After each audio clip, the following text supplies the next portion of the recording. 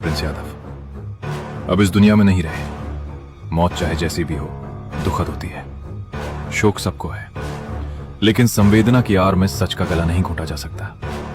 आज सहरसा लाइव के जो सवाल हैं वो आपके सीने में चुभेंगे, लेकिन इन कड़वे सवालों को आज आपको सुनना ही होगा। खान सर का नाम इस मामला में क्यों घसीटा जा रहा है? सोशल मीडिया के सूरमा पूछ रहे हैं कि क्या खान सर कोई बहुत बड़े माफिया हैं जो इस सब में शामिल होंगे? अरे वो एक शिक्षक हैं, लेकिन इस बीमार समाज के दिलों में इतनी घृणा, इतनी कड़वाहट भर चुकी है कि इन्हें हर लाश में, हर हादसे में हिंदू मुस्लिम का एंगल चाहिए।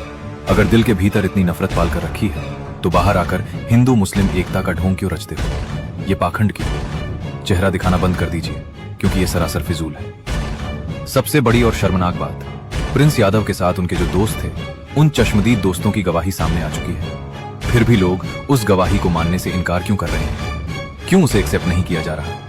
क्योंकि लोगों के दिमाग में नफरत का ऐसा कचरा भर चुका है कि उन्हें सच से परहेज हो गया है।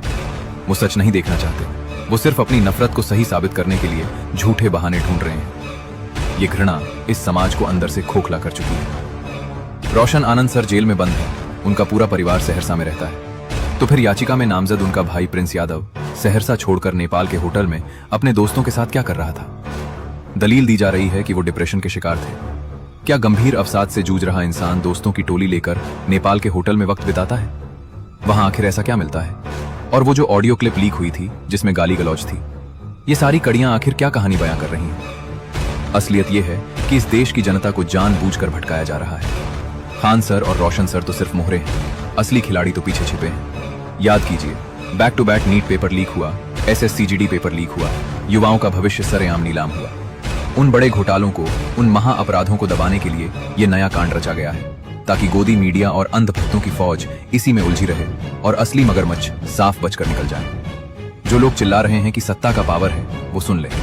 बिहार पुलिस और कोर्ट किसी की रखेल नहीं है, वो अपना काम कर रहे हैं। फिर ये कुछ भड़काऊ और बिके हुए मीडिया वाले देश में ये उन्माद क्यों फैला रहे हैं? तुम लोग क्या कराना चाहते हो? देश को पूरी तरह बर्बाद करना चाहते हो? तुम लोग अंदर से पूरी तरह बुज़दिल हो चुके हो, जो धर्म की आड़ में इतने अंधे हो गए हो कि सही और गलत का फर्क ही भूल गए। आज सहरसा लाइव डंके की चोट पर आपको चेतावनी दे रहा है।